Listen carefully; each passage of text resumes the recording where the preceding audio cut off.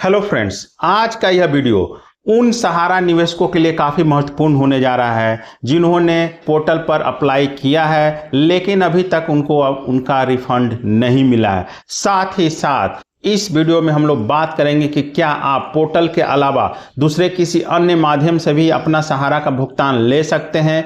इस वीडियो में हम लोग मुख्य रूप से बात करेंगे सहारा रिफंड पोर्टल पर होने वाली समस्या, जिसमें मुख्यतः डिफिशियंसी की जो समस्या आ रही हैं, जिसमें अंडर प्रोसेस का जो मामला है या फिर स्कूटनी अंडर प्रोसेस का जो मामला है या डबल मेंबरशिप वाले, तो इस तरह के जो 4-5 बड़ी बड़ी डिफिशियंसी आ रही हैं जिसमें अधिकांश लोगों को ऐसी डिफिशियंसी आई है, उसका क्या समाधान है, आप क्या करेंगे कि ये डिफिशियंसी दूर हो जाएगी और आपका भुगतान आपके खाते में आएगा। साथ ही साथ हम लोग बात करेंगे कि 31 मार्च 2023 के बाद जिन लोगों की मैच्योरिटी हुई है उनको क्या पोर्टल पर अप्लाई करना चाहिए या नहीं करना चाहिए, यदि करते हैं तो क्या होगा और नहीं करते हैं तो क्या होगा, इसके बारे में भी हम लोग विस्तार से बात करेंगे। साथ ही साथ हमारे बहुत सारे दर्शकों ने पूछा है कि पोर्टल पर अप्लाई करने का लास्ट डेट क्या है, तो उसके बारे में भी हम लोग बात करेंगे।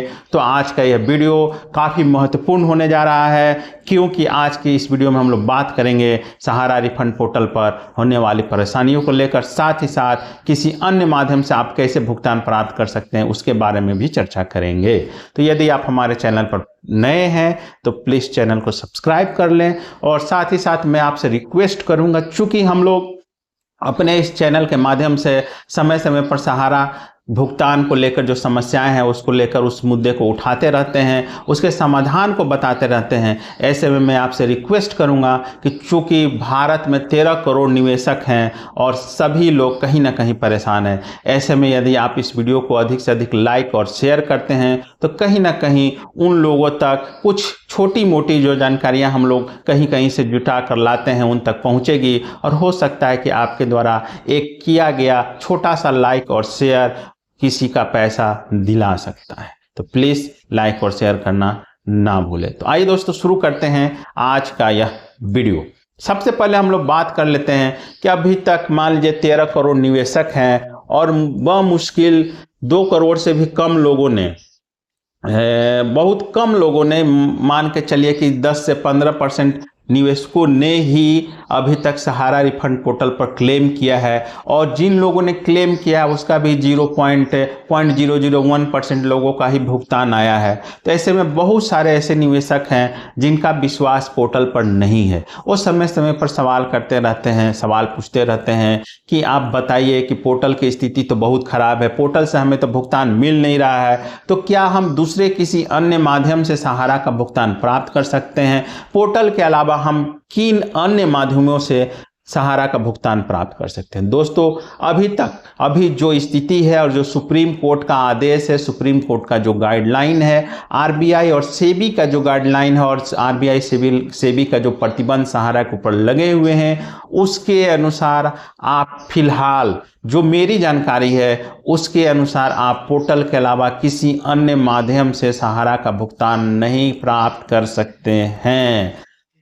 तो यह एकदम क्लियर हो जाइए कि यदि आप चाहते हैं कि आपका भुगतान मिले तो अभी के फिलहाल अभी की जो स्थिति है उसमें सिर्फ पोर्टल ही एक माध्यम है जिसके द्वारा आप अपना भुगतान प्राप्त कर सकते हैं, किसी अन्य माध्यम से नहीं।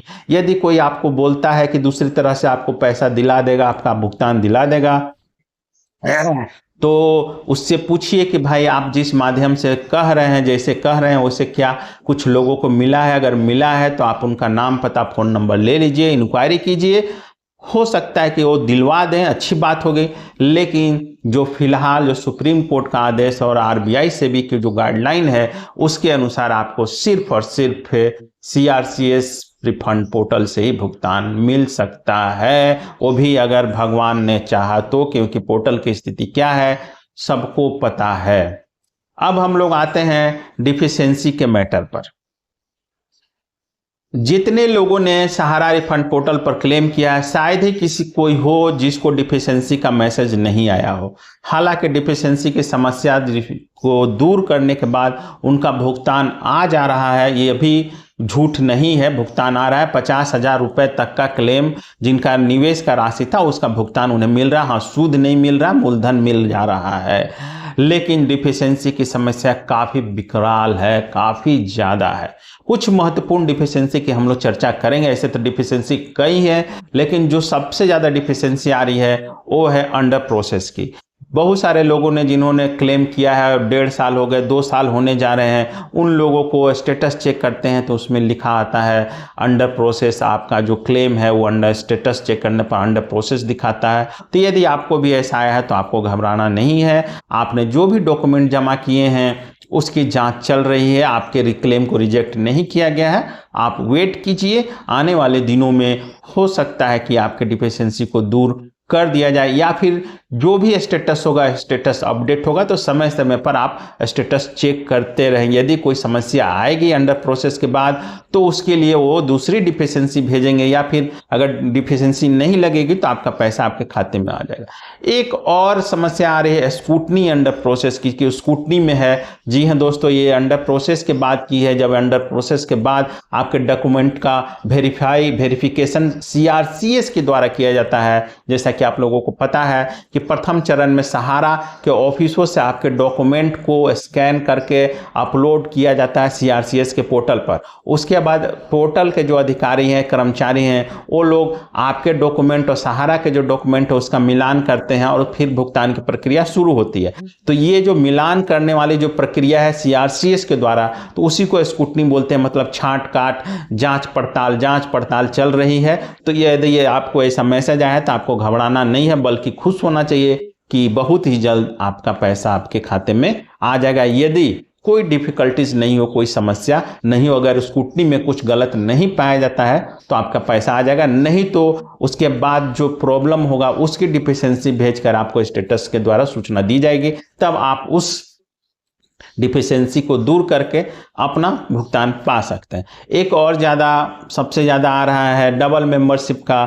तो इसमें जो अभी तक की सूचना है, चूंकि शुरू में एक ही सदस्य का 2, 3, 4, 5 मेंबरशिप खोल दिया गया था। 10-10 रुपए के चालान पर्ची पर खोल जाता था। उस समय पता नहीं क्या सिस्टम था, क्या नहीं था, लेकिन खैर जो भी हो, गलतियां जो हो गई सो हो गई। तो अभी जो CRCS का जो सिद्धांत है उसके अनुसार उसका कहना है कि जो प्रथम मेंबरशिप है फिलहाल अभी उसी का भुगतान होगा, और जो बाद वाले जो मेंबरशिप है उसका भुगतान अभी नहीं किया जा रहा है। लेकिन यदि आप सहारा रिफंड पोर्टल पर क्लेम करने जाते हैं तो आप एक साथ सभी का क्लेम कर दें, क्योंकि दोबारा जो भी छूट जाएगा बॉन्ड आपका, उस छूटे हुए बॉन्ड का दोबारा क्लेम नहीं कर सकता। हाँ, एक और क्वेश्चन आता है कि हमारा अप्लाई करते समय बॉन्ड छूट गया है तो हम क्या दोबारा कर सकते हैं? तो फिलहाल तो ऐसी कोई व्यवस्था नहीं है, कोई ऑप्शन नहीं है। अगर जो छूट गया है सो छूट गया है। आने वाले दिनों में अगर कुछ जोड़ दिया जाएगा इसके साथ तो हो सकता है कि आपको भुगतान मिल जाए। एक और बहुत सारे जो नेपाल के दर्शक हैं वो भी बार बार सवाल करते हैं कि नेपाल के लोगों का भुगतान कैसे होगा। तो देखिए, नेपाल के लोगों का भुगतान पोर्टल के माध्यम से तो संभव नहीं है, क्योंकि आपको पता है कि पोर्टल पर जो लॉगिन होता है वो आधार नंबर से होता है, और नेपाल के लोगों को आधार तो है नहीं, आधार कार्ड है नहीं उनके पास। तो फिलहाल नेपाल के लोगों को पोर्टल के माध्यम से भुगतान संभव नहीं है। तो ये बहुत बड़ी समस्या है। ये सब विशेषकर नेपाल के लोगों के लिए सरकार को इस ओर ध्यान देना चाहिए कि जब सहारा ने नेपाल के लोगों से निवेश कराया था तो उनके भुगतान की भी व्यवस्था की जाए। अब एक सवाल आता है कि 31 मार्च 2023 के बाद के मैच्योरिटी वालों को क्या करना। तो देखिए, 31 मार्च 2023 के बाद जिन लोगों की मैच्योरिटी हुई है उनका भुगतान फिलहाल पोर्टल के माध्यम से नहीं होगा। जिनकी मैच्योरिटी 31 मार्च 2023 के पहले की है उनका ही भुगतान होगा। लेकिन मैं बोलूँगा कि यदि आपकी मैच्योरिटी हो चुकी है और 31 मार्च 2023 के बाद की मैच्योरिटी है तो आप क्लेम कर दीजिए।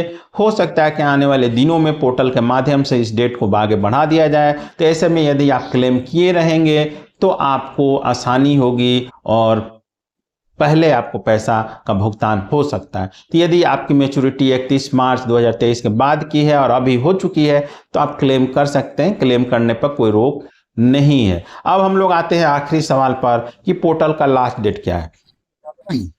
जैसा कि आप लोगों को पता है कि नवंबर 2024 में पिनक पानी मोहंती वाले केस की सुनवाई हुई थी। उस समय पोर्टल की समस्याओं को लेकर सुप्रीम कोर्ट ने कुछ आदेश दिया था। साथ ही साथ केंद्र सरकार ने आईए लगाकर पोर्टल की अवधि को बढ़ाने का अनुरोध किया था। उस आईए के बाद, उस सुनवाई के बाद सुप्रीम कोर्ट ने पोर्टल की अवधि को 31 दिसंबर 2025 कर दिया। जी हाँ दोस्तों, पोर्टल का जो लास्ट डेट है वो 31 दिसंबर 2025 है। तो यदि अभी तक आपने पोर्टल पर अप्लाई नहीं किया अपने रिफंड के लिए तो आप जल्द से जल्द कर सकते हैं, क्योंकि जो लास्ट डेट है वो 31 दिसंबर 2025 है। और आपको पता है कि जो दावा किया गया था कि 45 दिनों में भुगतान होगा, वो संभव नहीं हो पा रहा है। 2-2 साल, 1.5 साल लग रहे हैं। तो ऐसे में आप लास्ट डेट का इंतजार ना करें। जब भी मौका मिले आप अपना क्लेम जरूर कर दें कि आने वाले दिनों में हो सकता है कि पोर्टल की व्यवस्था में सुधार हो और आपका क्लेम शीघ्र मिल जाए।